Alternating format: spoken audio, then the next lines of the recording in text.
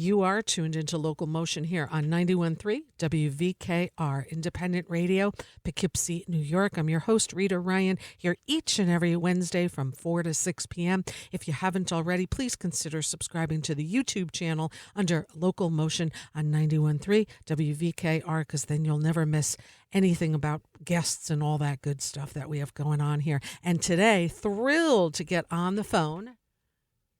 Cindy, you with me? I'm with you. How are you? Oh my gosh, so nice to have you here.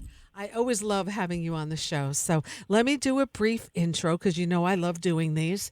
And And you're good at it, so I'm going to let you do it. I'm not going to do it. You're the pro. I'm going to do this Go lovely for it. intro and start out by saying dobro, lap steel and steel guitar musician Cindy Cashdollar is the recipient of 5 Grammy Awards. She has performed and or recorded with countless musicians, including Willie Nelson, Merle Haggard, Dolly Parton, Bob Dylan, Van Morrison, Marcia Ball, Rory Block, to name only a few.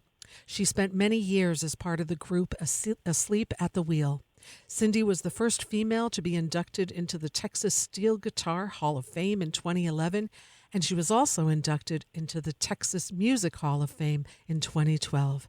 She has several area performances coming up that we'll discuss during this conversation, and a heartwarm welcome back to Local Motion, Cindy Cashdollar. Thanks. See, you always do the best intros. I should tape it. I love doing the intros because it's like just a really brief synopsis of this wonderful and amazing person that you are. See, I think of you first as a person instead of a musician because I just think you are a fine human being all the way around. And second of all, of course, needless to say, the talent that follows is absolutely extraordinary. So that's thank you. I'm going to tape that too, Rita. yeah, and that's Thanks so much. But it's that's just how I think of you. On your show. You know, so that's how I think of you. So, Cindy, you got so many great things going on, so many good stuff happening. We always have to back up a little because you're typically on maybe once a year. But, you know, I know the biggest question you get asked is Cashdollar your last name, your real last name? Yeah. Yes, it is. I'm going to put it on my headstone too. Yes, it's a local name. It's an old Woodstock family name, and it's very odd that both myself and my brother Russell are in the field of music, and of course people think it's a made up name, and I don't blame anyone for thinking that. Right. But it's kind of a help and a hindrance. People do remember it, but at the same time, a lot of people, like I said, understandably don't believe it, don't take it seriously, and of course, why would you make up? If you were to make up a name, it's a bit silly, right? Yeah, it's a so. But I have met other Cashdollars over the years, and I know there's a lot in Pittsburgh, and there's a Cashdollar Cove in Tennessee, and there's some out west, and I haven't done the 23andMe and any of those searches. But at some point I will. Yeah, that's really cool. And you're right from Woodstock, so you're as local as they get here. And I understand your great uncle was the town supervisor and also ran the Locust Grove Dairy. So you've got long-time history here in the area. Talk a little bit, so you went to Woodstock Public School growing up? No, I didn't, and I just want to move back that, yes, my Uncle Robert was the supervisor. He was a man of many hats, but it was my dad, Russ and my dad's Roger Cashdollar, who works the Locust Grove Dairy that my grandparents had. Oh. And so, and that was in Wittenberg. Gotcha. So where'd you go to school? So I went to school. I went to a few, actually. And because we lived in Wittenberg, just a few miles outside of Woodstock, we went to a combination of Phoenicia Elementary when that opened, the Bennett School, and then eventually Ontiora. But when I was in kindergarten, and then a couple of the early grades, I was in a one-room schoolhouse in Mount Tremper, which Wow. is now the firehouse. And Wow. it was, obviously very small classes. And I remember a van would come to deliver the hot lunches. So yeah, Wow. it was rural, but it Yeah. was great. Yeah, yeah. It's a beautiful way to grow up like that. Absolutely. You probably have some really great memories. Um, your initial start with music, I know you started on the guitar, but like what was Russ on drums for? I mean, how did you guys even start playing instruments? When did music come into your world? Well, we both took lessons from Billy Fair, who was quite a character and an artist. He was mostly known for his banjo playing, but he was not a bluegrass banjoist per se. He kind of had his own style. Van Morrison was a huge fan of Billy's. But Billy was a folk artist from the city that moved to Woodstock and gave guitar lessons to make a living. So Russ and I both took lessons from him. Very informal. He'd come to the house. It was all, learned by ear. Hmm. And so that's how that started. Wow. And then Russ eventually went on to drums. And I eventually went on to playing all slide guitars, Yeah. different slide guitars. Yeah, wow, wow. And growing up, I always love this story from you. Like when the bug hit you, like, oh my gosh, I must be part of this music and this whole scene. Talk about the first concert that I believe your mom took you to. Billy Fair was uh, one of the performers in a concert at the Woodstock Playhouse. And I think I was around 12, 13, and we went because Billy was in it. But it was a benefit for bluegrass musician John Harold, who I toured with in later years, but his house had burned down. And so it was a lot of the local musicians at the time, including Van Morrison, Happy and Artie Traum, John Hammond Jr., and then Odetta. So it was such a great night of music, and it didn't really make me say, oh, I want to do this for a living, because quite honestly, I never set out to do that. But it did inspire me as such that I could just feel such an energy between the audience and the performers, and it was so exciting, and it was such a great night of music, and hearing such a variety of music. And it just really inspired me to play and to also start investigating different styles of music. Mm-hmm. Mm-hmm. Yeah, what a concert for your first concert. I mean, wow, extraordinary. Um, you know, Not too bad. Not too shabby for a first concert, that's for sure. So in high school, you were obviously playing at that time. Were you like part of a band or anything like that, or just kind of playing at Oh home? no. No, no. I was just playing at home. My favorite place to practice was a closet because nobody could hear Really? me. Really? And yeah, really, Wow. I didn't want anybody to hear me.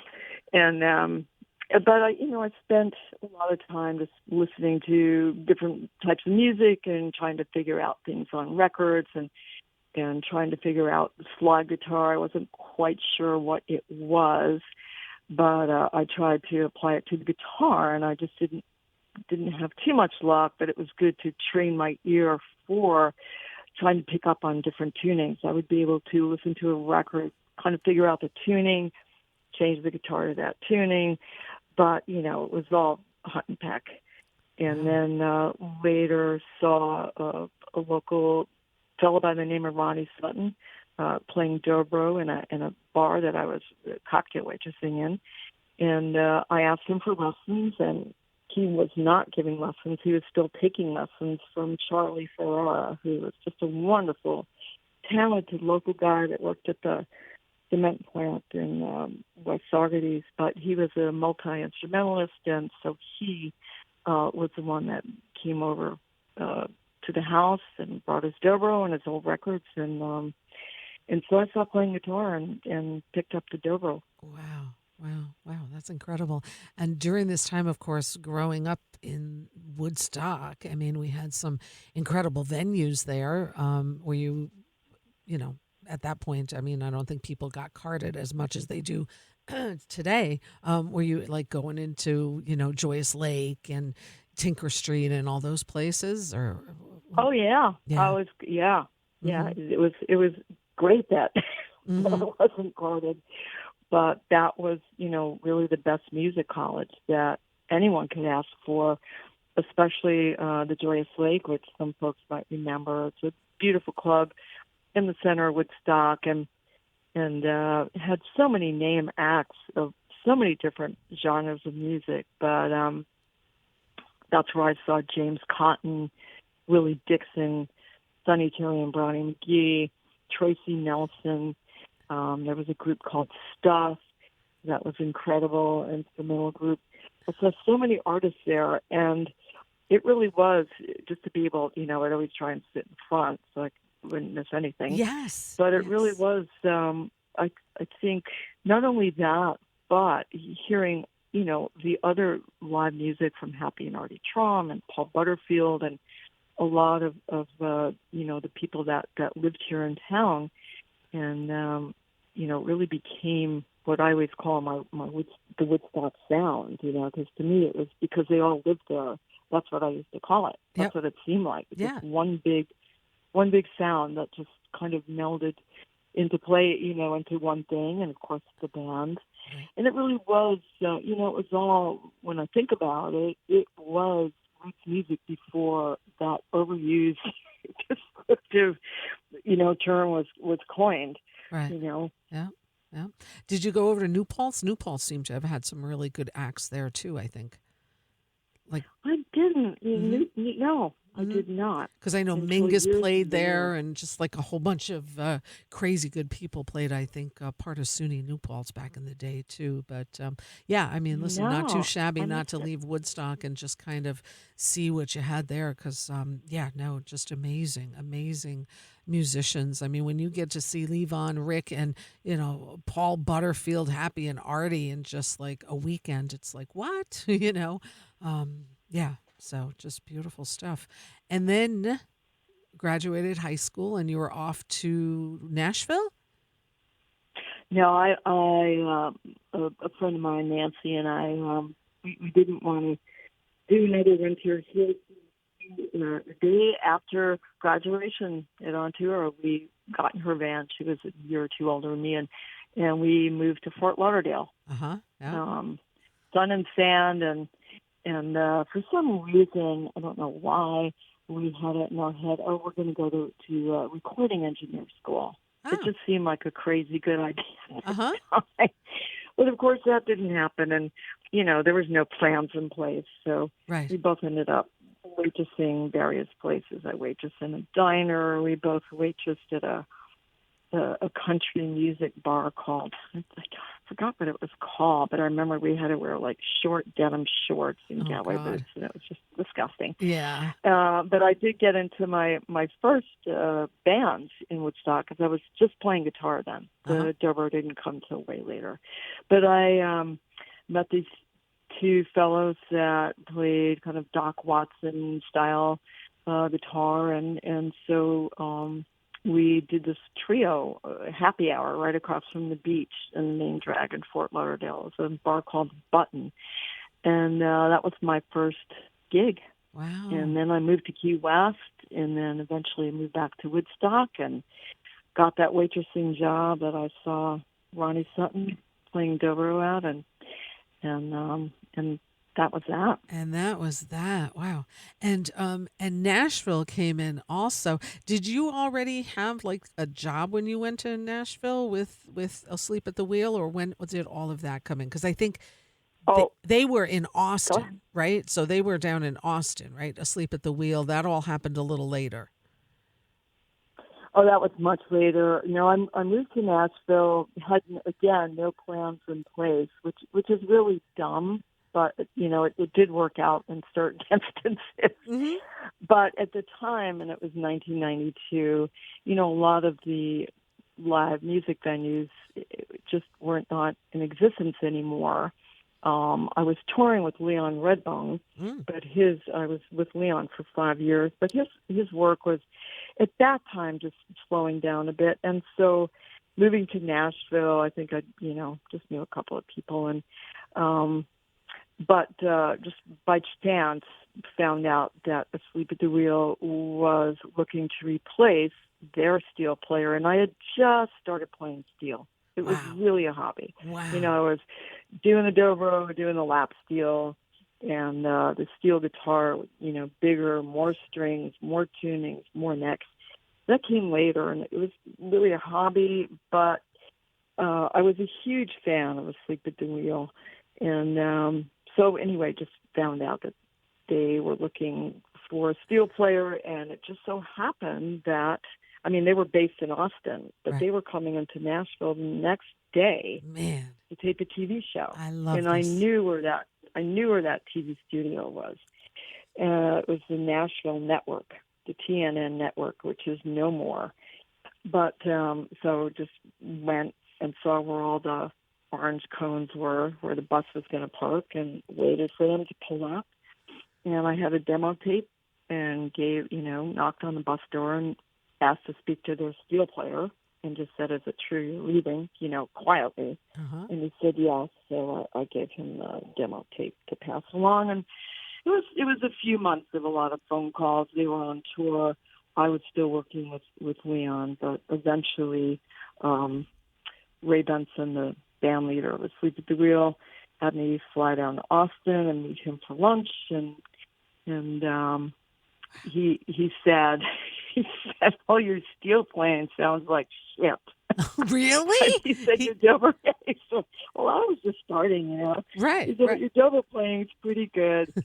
And so far, we've just auditioned people that have ended up being drug addicts and alcoholics and can't get along with anybody. Yeah. So I'll give you 6 months. Wow. And that's what happened. So, eventually had to move to Austin because they toured so much, could not fly back and forth all the time from Nashville. But just a lot of hard work and practicing and lessons and just having to do it because, just had to. You had to. So the 6 months turned into like 9 years for you with Asleep at the Wheel. Yeah, almost 10. Wow. Yeah, and I still work with them from time to time. I did their 50th. Can't believe it. Good for Ray Benson for keeping this band going. Yeah. And a very odd genre. Western swing, for people that aren't familiar with it, and it's not a garden variety music really, but it's really a musical melting pot of jazz and blues and country and big band. Yeah. And it's kind of got its own sound, and the band has a horn player and a piano player. It's a 7-piece band. So it was quite an education, but still Ray calls me from time to time, and I did do their 50th anniversary tour a couple of years ago, and did their first 50th anniversary album. I did a track with Ray and Willie Nelson and George Strait. Man. And, wow. It was so fun. Wow. How cool is that? Willie's still, 92 or something now, or 90, or man.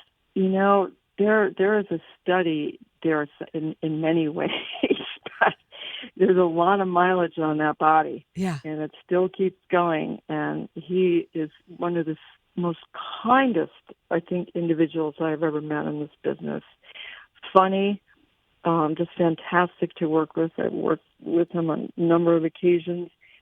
And, when you see his band, unfortunately he had a few, members pass in his band over the years, but people stay in that band for a long time, and there's a reason. Yeah. And it's because of him and how great a person he is and how talented and dedicated, and I think it's incredible that he's still going. Yeah, it really is. It's just incredible. They, really celebrated his 90th birthday there at the Hollywood Bowl or something, and just to see him out there and that guitar. He, could have any guitar on the planet, and that guy just has that beautiful character, building guitar that's just like beat to crap, and it's amazing how it sounds and how beautiful it is.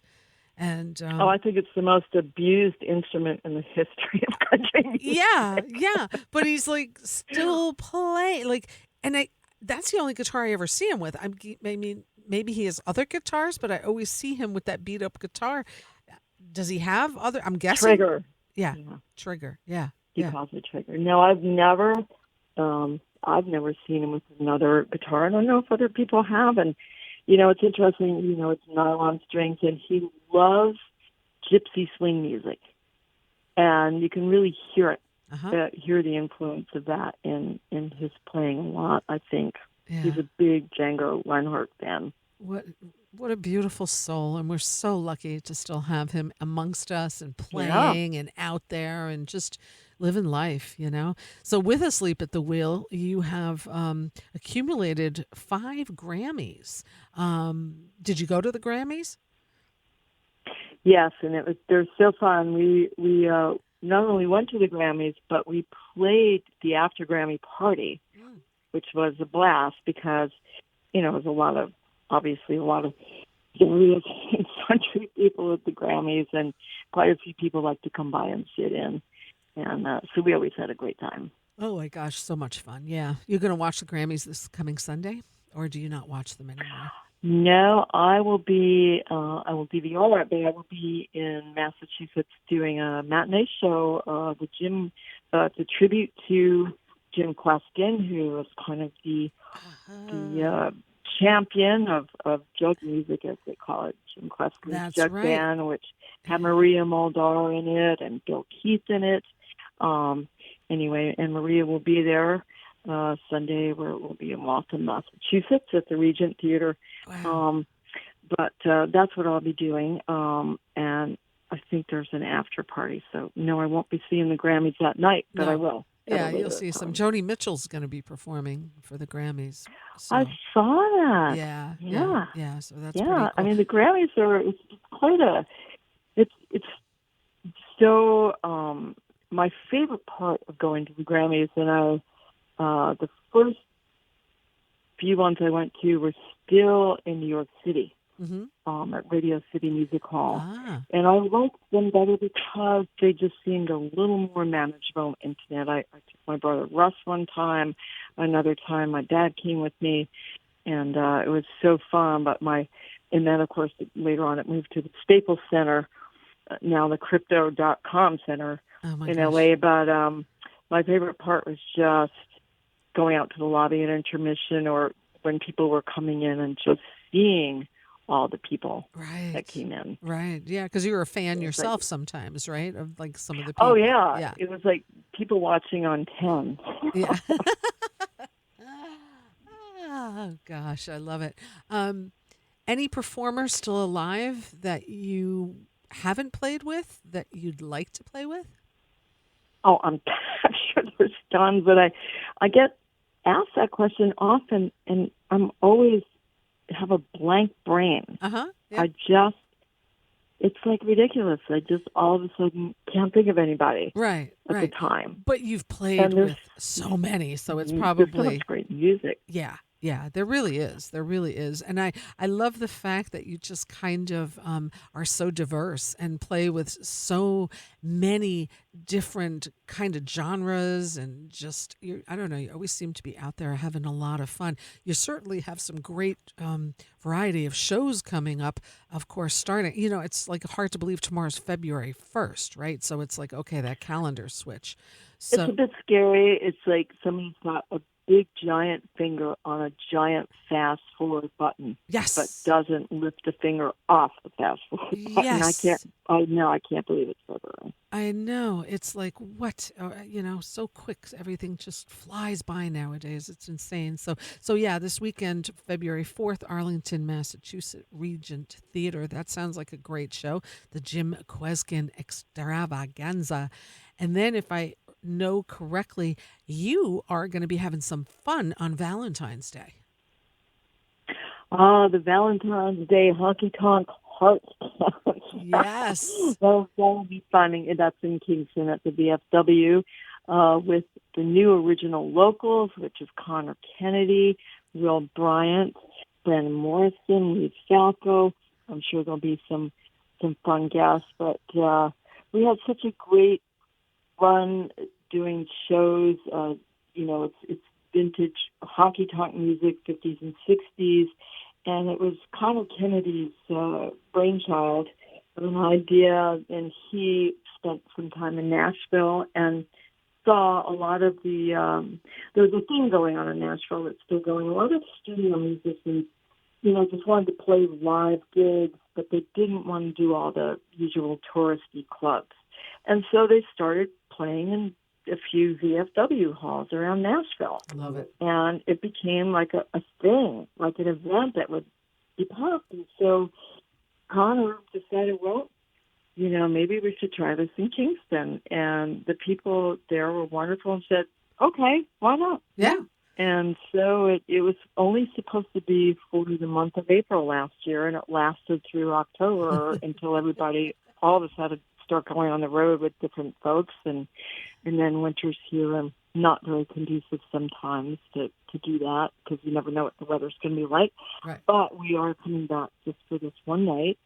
And it's Valentine's Day, and we will have Barry Cocker back with us again to teach some swing dance and Texas two-step at 6 o'clock. So much fun. And then we'll start the music at 7:15, and that's at 708 East Chester Street in Kingston. There is no website, but that is. And there are no 708 tickets. East You Chester just Street. go in at the door with a donation. And Yes, yes. that's it. You don't have to buy tickets ahead of time. There's plenty of free parking. It's a cash bar, and the music goes from 7:15 until about 10. And a whole lot of fun and a whole lot of people dancing, and it gets packed there, absolutely packed. Yeah, yeah. I love watching the dancers. I love watching all the different people just having a great time. Really great time. And you had some amazing special guests during your however many long months run that you had. When I was there, John Sebastian was there and, doing a couple Love and Spoonful songs. I think Brian Mitchell also sat in. And I don't know, you had a whole bunch of great people as guests as part of the Honky Tonk Wednesday. So February 14th, folks, Valentine's Day. Take your Valentine to the VFW in Kingston. I know that may sound odd to some of you, but it's a lot of fun. It's worth It'll it. either make or break your relationship. Yeah. Make or break that first date. Yeah, exactly. But what a fun place to go. And absolutely perfect. And then just a few days after Valentine's Day, you are one of the special guests at Bearsville Theater with the Weight Band on February 17th. Yeah, I'm looking forward to that. That's a beautiful venue to play. I love all the people in the Weight Band. And I know Randy Cervanti will be there, Larry Campbell, Byron Isaacs, and this all benefits the Levon Helm Memorial, Ontario School Memorial Fund, High School Fund. And it'll be a great show, and I'm sure there'll be some other guests pop again. Yes. But really looking forward to that. Yeah. Oh, my gosh. So much fun. February 17th. That's going to probably come close to selling out, if not already very close to selling out. The BearsvilleTheater.com for tickets to the Weight Band with Cindy Cashdollar and, like she just mentioned, Randy Shalanti, Larry Campbell, Byron Isaacs, and oh my gosh, yeah, that's going to be a fun night for you guys. And then the following week, you're at the new venue in Saugerties, the Local, as part of Saugerties Sessions with Toombs Dixon.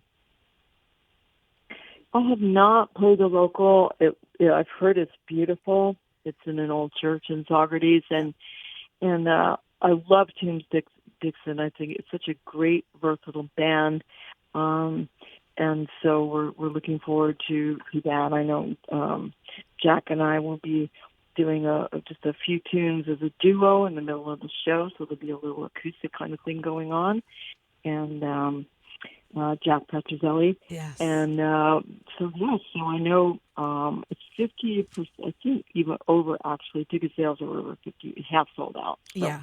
And it's a So small venue. It holds maximum about 125. So, folks, if you haven't been, Saturday, February 24th, Saugerties session at the local with Cindy Cashdollar and Toombs Dixon. I just had Jack Petroselli. He was my last guest of 2023. And my first guest of 2024 was Rich Pagano.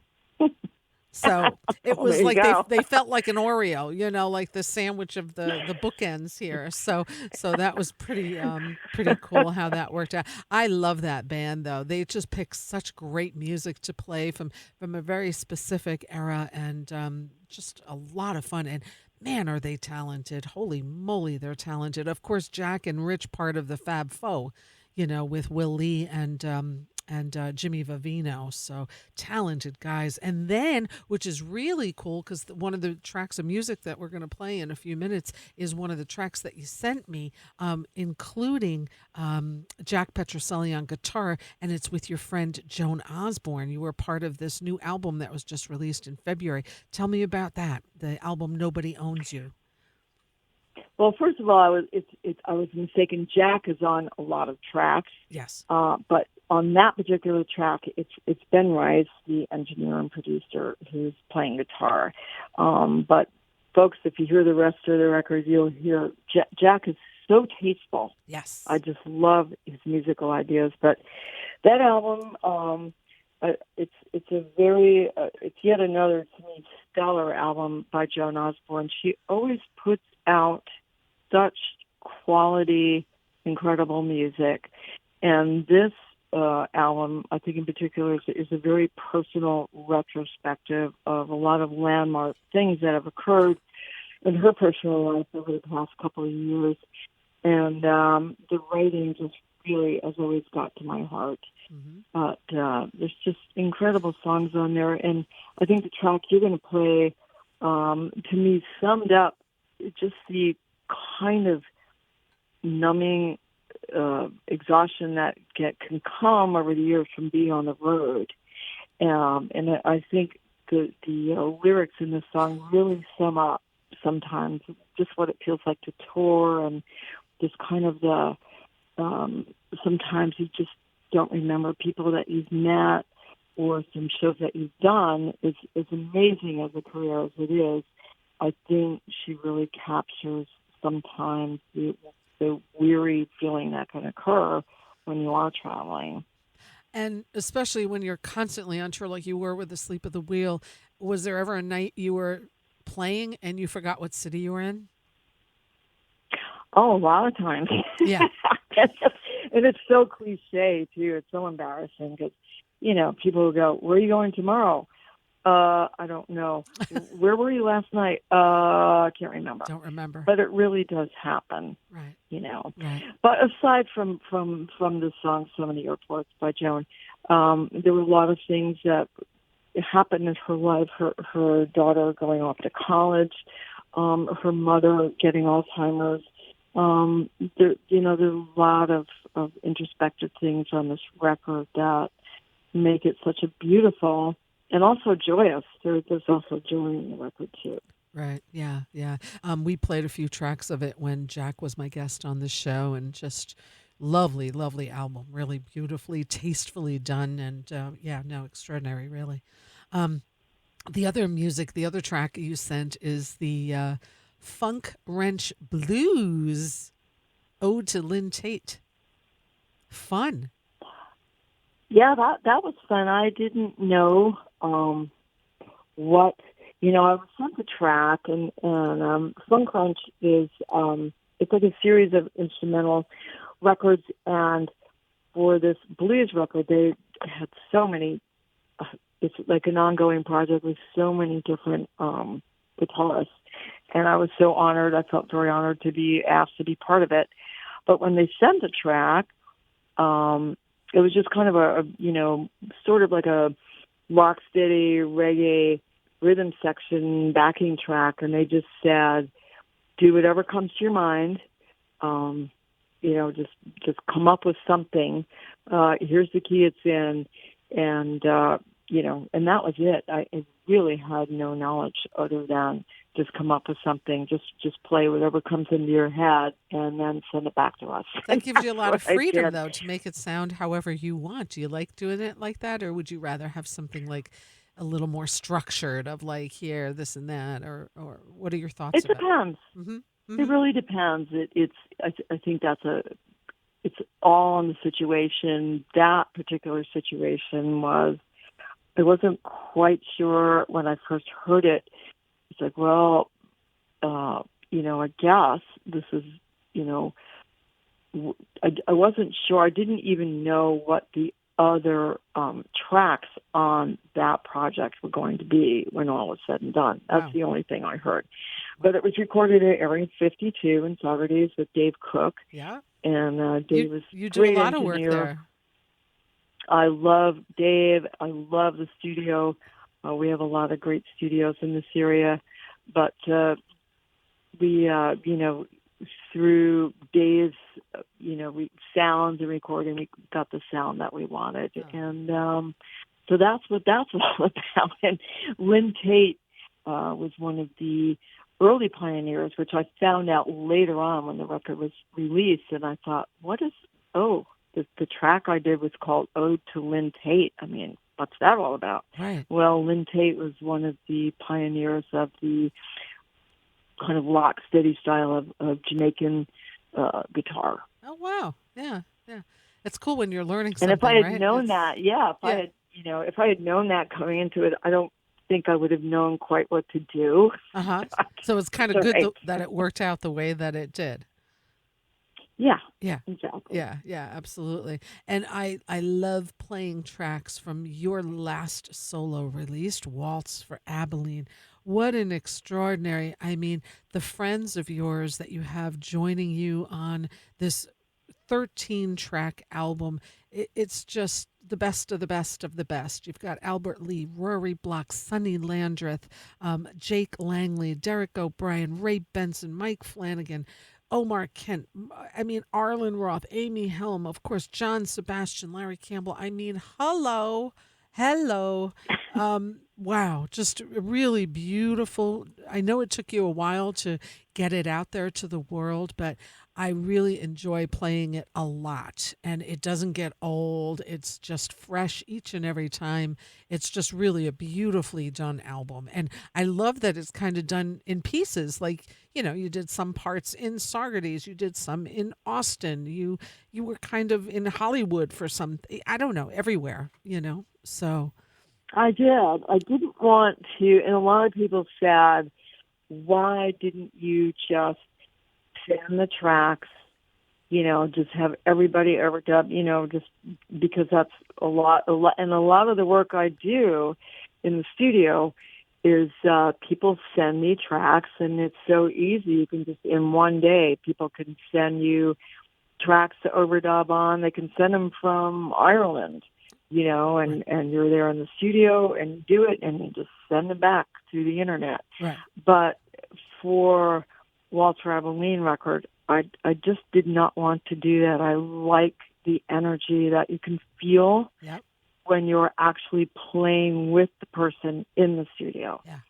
And that is why I was in LA for a couple of the Albert tracks and went to Louisiana. I was on tour with Amy Helm, I think in the Pacific Northwest, and had a couple of days off. So I flew to Louisiana, did the track with Sonny Landreth, and on the 2 days off I had, and then flew back to the West Coast to join up again with Amy. Man. And then I think 3 of the tracks were done in Austin when Uh-huh. I started out. Yeah. And then, I mean, it was a geographic puzzle, but Right. it worked. Yeah, yeah, but that's so much fun and so cool, and the quality of it is definitely worth doing it the way, sometimes things take time, and this was just nice that you took your time and did it exactly the way you wanted to do it. You weren't rushing. I do want to try to get to play the track from your friend with Omar Kent Dykes, who I understand just had a birthday. Yes, happy birthday, Omar. Omar from Omar and the Howlers. People might remember. I know Omar. He's originally from Mississippi, a long-time Austin, Texas blues artist that toured all over the world, remaining in Austin. And he's such a joyous person, and I just really wanted to have him on this record. And that song was done in one take, Wow. and we just had so much fun. It was Wow. all live. It was recorded in Austin, and Sarah Brown is on bass, and Derek O'Brien and it's just Ray Benson on guitars, and it was just kind of magical the way it happened. And you can hear at the very end of it, you can hear someone giggling, and it's Omar. Oh, that's so sweet. That's really great. Yeah, it's a very heartwarming and just a really beautifully quality album. And yeah, Waltz for Abilene, Cindy Cashdollar. .com. You're, of course, on social media and all of that stuff. I also would be remiss if I didn't say just a few days belated birthday to your husband, Harvey.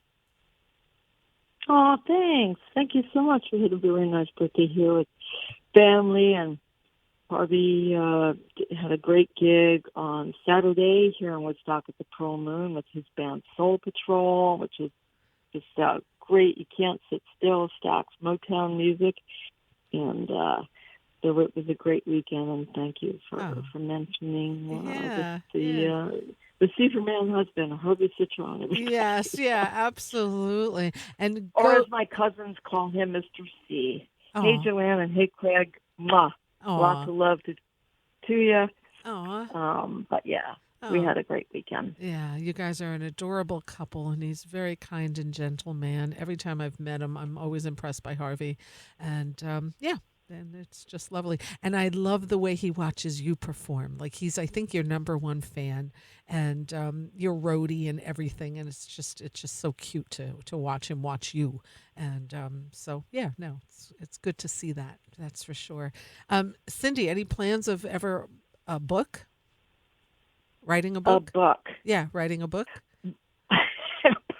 I'm going a book, because my mother is always saying, have to write a book. And, I wish I had the memory of a lot of people, but there's just so much that's happened. I don't think I could even put it into words. And actually today I have a project due to submit kind of a little essay for a current book about the band. And it's really hard. I mean, when you start, I'm sure if you ask any one person, no matter what they have done in their lifetime, to write a book, Mm-hmm. I think it's one of the most difficult things that you can do. I mean, obviously, some people it's very easy for, maybe a few, select few, but wow, it just seems so hard to sum things up Right. in a short amount of words, but make it interesting enough to keep people's attention. So Well, I hope that you the consider it at short some point. answer, the long answer to that question is no. I don't think I But will ever do.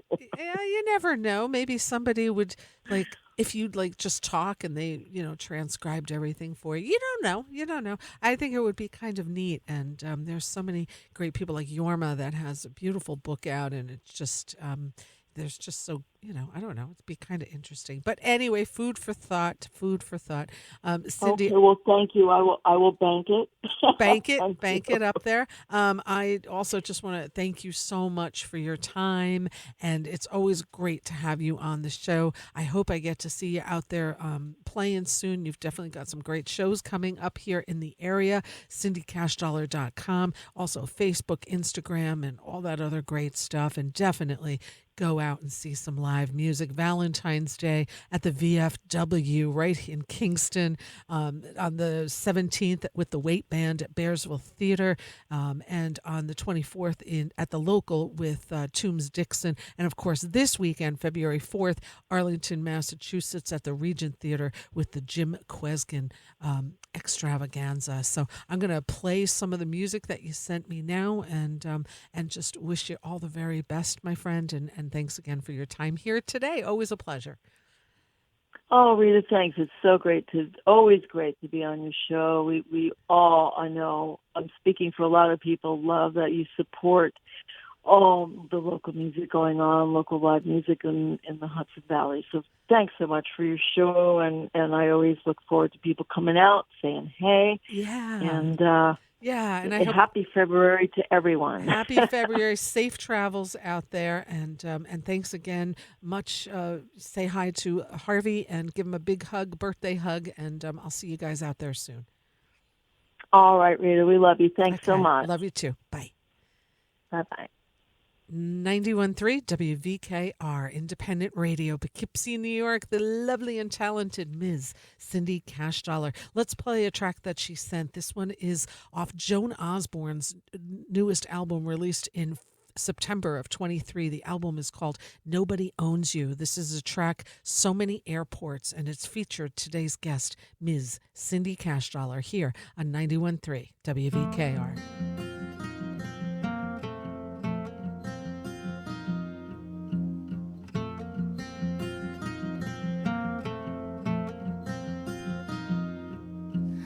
All my life I'm searching for a home on every street. Coming to your country to lay down at your feet. So full of the years I've lived, full of every day, every day. Bringing all my moments, I've got just one song to play. So many airports, so many planes, so many hotels, so many trains. I won't recall the time that we met. All of these memories I am starting to forget.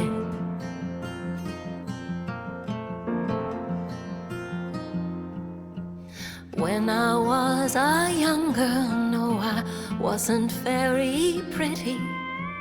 I was only real to the people that did love me. I sang to the maples, I sang to the willow tree, to the willow tree. I sang with the birds, and I thought they were like me. So many truck stops, so many nights, so many mirrors circled with lights.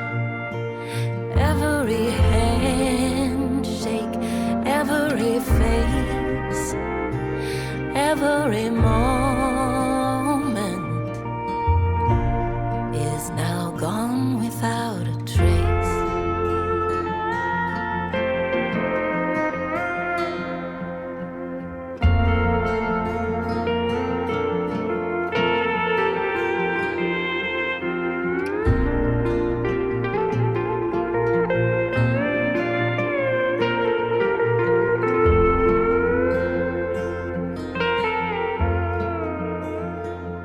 So many highways, so many tolls, so many stockings with so many holes.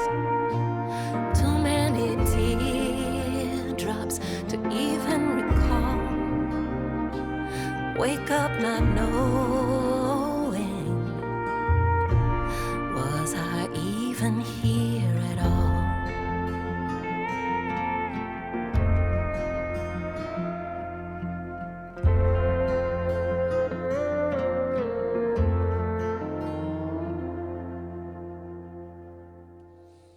91.3 WVKR, Joan Osborne, the song So Many Airports of her latest release called Nobody Owns You, featuring today's guest, Cindy Cashdollar. It's always a pleasure. If you missed part of that interview, we'll be uploading it tonight on the YouTube channel at a LocalMotion on 91.3 WVKR. I'm not going to be here next week, and I will say that I'll be back in 2 weeks, which is Valentine's Day, and my guest will be Rachel Z, and her album is being released that day. So we're going to have a great time. Brand new music coming out from Rachel Z. On the 21st, we have Soren's Song, No Show on the 28th. And starting off in March, we'll start with Danny Melnick to talk about Saratoga Jazz Festival and the local. Congratulations to today's guest, Carolyn, for winning